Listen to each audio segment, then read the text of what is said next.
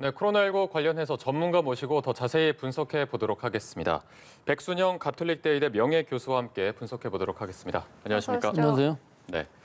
저희가 일단 오미크론 얘기를 먼저 해볼 텐데 현재 누적 확진자가 178명이고 이 중에 4명이 3차 접종까지도 했는데 오미크론에 감염된 것으로 확인이 됐거든요. 지금 이 상황 어떻게 저희가 봐야 될까요? 예, 이 오미크론인 경우에 있어서는 면역 회피 기능이 훨씬 더 큰 거는 분명해 보입니다. 뭐 전 세계적인 사례도 그렇고 미국의 사례에 있어서도 3차 접종까지 다 맞으신 분들도 많이 감염이 되었었거든요. 네네. 지금 여러 가지 결과들을 보면 3차 접종 마치면 감염 예방 효과가 70%라는 것인데 그럼 30%는 감염된다는 거 아니겠습니까? 네네. 그렇지만 감염되었을 때의 증상은 굉장히 약해서 무증상이나 경증으로 끝날 가능성이 높고요. 우리나라의 경우도 사실은 2차 접종까지 받으신 분들도 76명이나 감염이 되었어요. 네네. 우리나라의 경우 이제 해외에서 들어오신 분들이랑 접촉한 경우이기 때문에 이것이 뭐 숫자도 적고 다 이것을 반영할 수는 없겠습니다만은 결국은 감염은 되는데 얼마나 약하게 증상이 나타나냐 이것이 훨씬 더 중요한 부분인데요. 사실 항체가는 많이 떨어집니다. 2차 접종까지 했을 때 시간이 지나게 되면. 네. 하지만 세포 면역은 남아있기 때문에 세포 면역은 변이에 대해서 강하거든요. 그러니까 사실은 2차 접종까지 받았다 할지라도 증상은 상당히 약화되는 건 분명합니다. 하지만 접종하지 않으신 분의 경우에 있어서는 증상 악화가 뭐 불가피한 상황이기 때문에 꼭 접종을 받으시고 지금으로서는 고령층에 있어서는 3차 접종이 필수적이라고 볼 수가 있는데 이게 왜 이렇게 감염력도 강하고 전파력도 강하면서 또 이 면역 회피 기능이 있느냐 하면은요. 변이가 60개나 되는데 이 60개 안에서 바이러스의 감염력을 높이는 또 면역 회피를 하는 기능들이 다 있습니다. 예, 그런 반면에 좀 증상은 약한다는 것이 지금까지는 알려져는 있는데 이것이 과연 얼마나 약할지가 관건이기 때문에 앞으로 이 오미크론에 대해서는 것이 확실해질 때까지는 좀 대비를 착실히 해야 될 것으로 보입니다. 네, 네. 지금으로서는 부스터샷만이 예방법이고 정부도 올해 안에 이제 3차 접종에 조금 더 집중하겠다라는 계획을 내세웠고 그런 가운데 지금 3차 접종 인구가 1,000만 명을 넘긴 상태입니다. 내일 오후에 이제 모더나 백신이 추가로 들어오잖아요. 백신 물량에는 부족함이 없으리라고 보십니까? 예, 그렇습니다. 우리나라에서 생산된 그 삼성 바이오로직스 인천에서 송도 공장에서 생산된 물량이 138만 5천 명 분이 들어오는데요. 이것이 사실은 1차, 2차 접종에 사용할 때는 1회분에 불과하지만 지금 3차 접종에서는 반용량만 쓰기 때문에 277만 명이 맞을 수 있는 분량입니다. 예. 그리고 지금 노바백스는 아직 승인을 받지를 못했기 때문에 4천만 회분이 지금 우리가 사용할 수가 없는데 이 이외에도 아마 도입 예정 물량이 1억 5천만 명분 정도 되거든요. 네. 그러니까 우리 전 인구가 마저도 3회 접종할 수 있기 때문에 물량은 충분하고요. 연말까지 2주간 동안에 5천만 회분이 들어오게 되면은 이 물량 자체에는 큰 문제는 없어 보입니다. 지금 전 세계적인 상황을 함께 보자면 오미크론 변이가 타 국가에선 더 빠르게 번지고 있는 상황인 것 같습니다. 국경을 걸어 잠그는 국가도 있는데 전 세계적인 3차 팬데믹이 현실화됐다 이렇게 봐야 될까요? 이미 현실화된 것으로 보이고요. 오히려 남아프리카 같은 경우에는 모든 국가들이 이게 우세종이 되고 있는 것으로 보이는데 진단검사가 제대로 이루어지지 않아서 잘 알려져 있지 않거든요. 그래서 없는 나라라고 그래서 그게 없는 것은 아니기 때문에 사실 지금 어느 국가를 한정해서 입국 제한을 하는 것은 좀 문제가 있어 보이긴 하고요. 영국 같은 경우는 이미 다 빗장을 풀어버렸습니다. 네네. 예. 예, 국내에 발생하는 것이나 외국에 발생하는 것이나 이미 차이가. 지역사회에 퍼졌다는 것을 뜻하고 유럽의 여러 가지 상황들을 보면 런던의 경우 약 24,900명 이 오미크론 환자들이 있는데 이들이 전체에서 차지하는 비율이 런던의 경우는 80%가 이미 오미크론이라고 하거든요. 그다음에 네덜란드라든지 노르웨이라든지 또는 덴마크 같은 데는 원체 이 진단을 잘하기 때문에 확진자 수가 확실하게 그 몇 %인지 나오고 봉쇄까지도 가고 있는데요.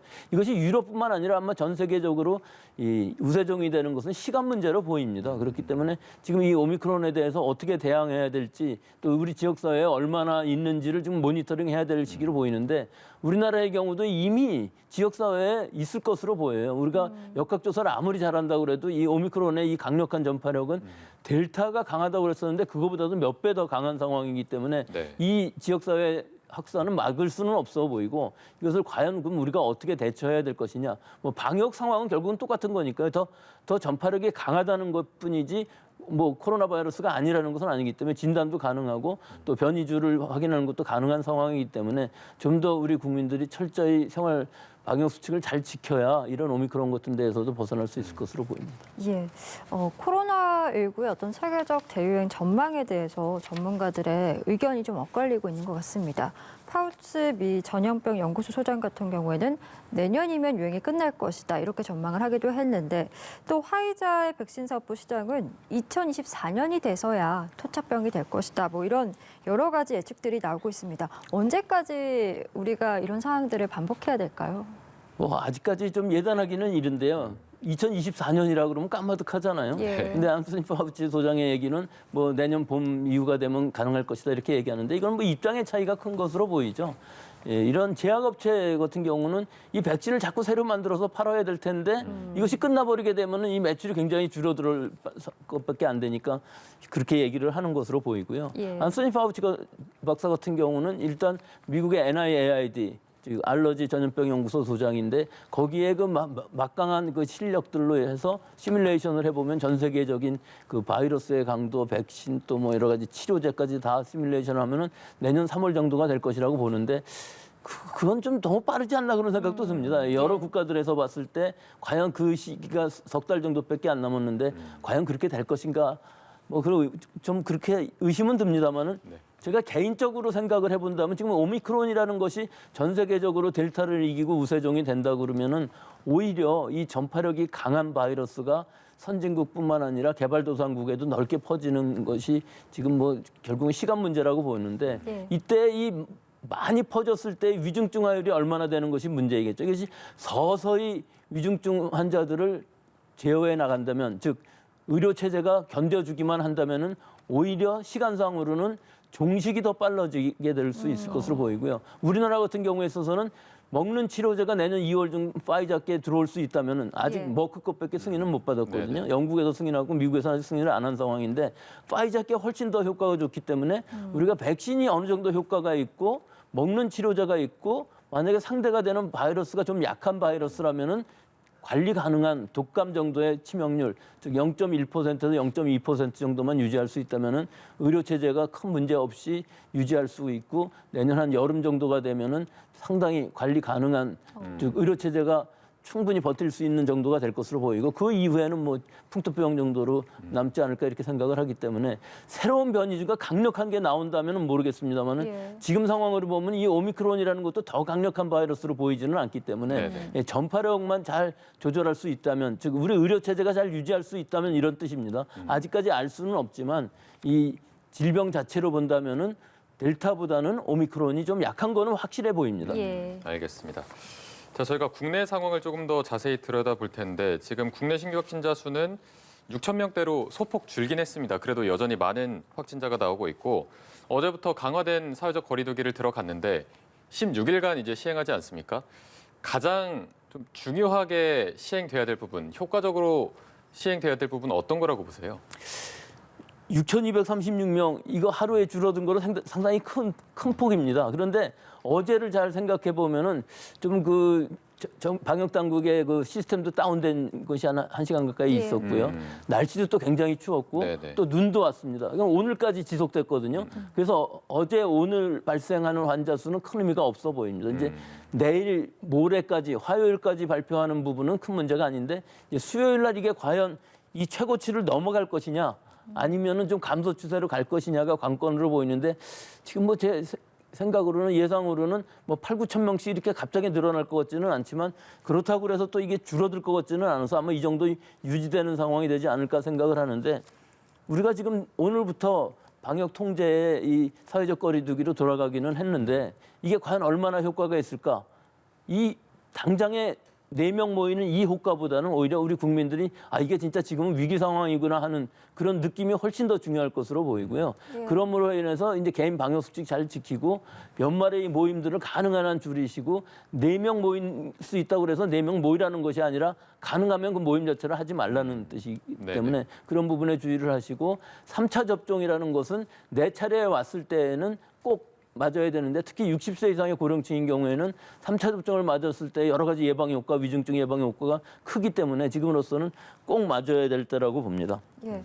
뭐 신규 확진자 수도 그렇지만 지금 우리나라로서 가장 심각한 것은 위중증 환자 수가 지금 1,000명을 넘겼다라는 부분인 것 같습니다. 사상 최대치를 기록했는데 단계적 일상 회복을 시작한 지난달 1일 이후에 이제 50일 만에 약 3배나 늘었다라는 수치거든요.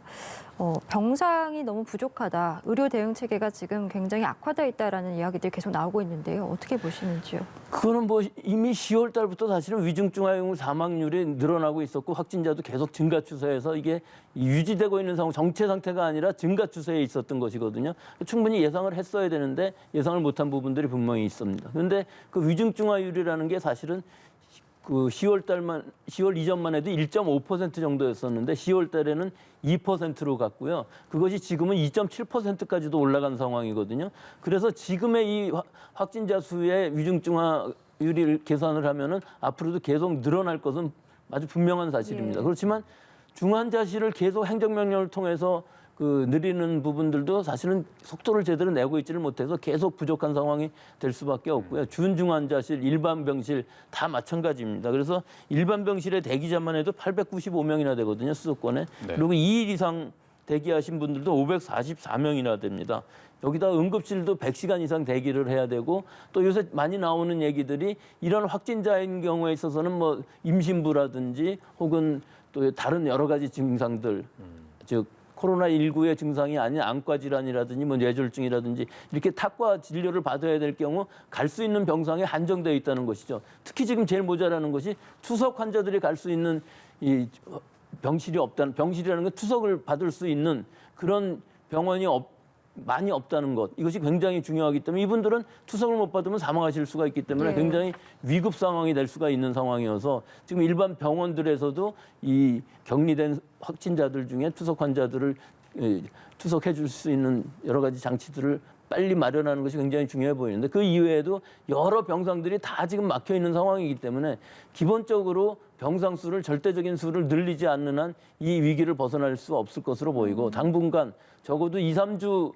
정도는 이런 임시병상들을 확충을 하면서 절대적인 병상 수를 늘리는 것도 한 방법이라고 하겠습니다. 예, 네, 알겠습니다. 저희 그 아이들 얘기도 좀 해보겠습니다. 이제 수도권의 전면 등교가 4주 만에 제동이 걸리게 됐고 내일부터는 초중고교 전면 등교가 중단되고 이제 등교와 원격 수업이 병행되게 되는데 뭐 학부모들의 돌봄 부담이 증가한다라는 의견도 있고 아예 조기 방학을 해야 된다 이런 주장도 있습니다. 어떻게 좀 보시는지요? 예, 뭐 다 맞는 말씀이지만 뭐 조기 방학이라는 것도 지금 뭐 12월 20일이기 때문에 대부분은 이번 주나 다음 주에 방학을 시작을 하거든요. 그래서 아마 지금 기말고사 보는 학교들도 많은 것으로 보이는데 그럴 때 기말고사 볼 때 인원수만 잘 조절한다면은 이번 방학은 뭐 빨리 시작하지 않아도 정상대로 갈 수 있을 것으로 보이는데 이 단계적 일상 회복으로 가면서 전면 등교가 되고 학생들 확진자 수가 지금 최고치를 나타낸 것은 뭐 어쩔 수 없는 상황이었다고는 봅니다만은 결국은 이 시기에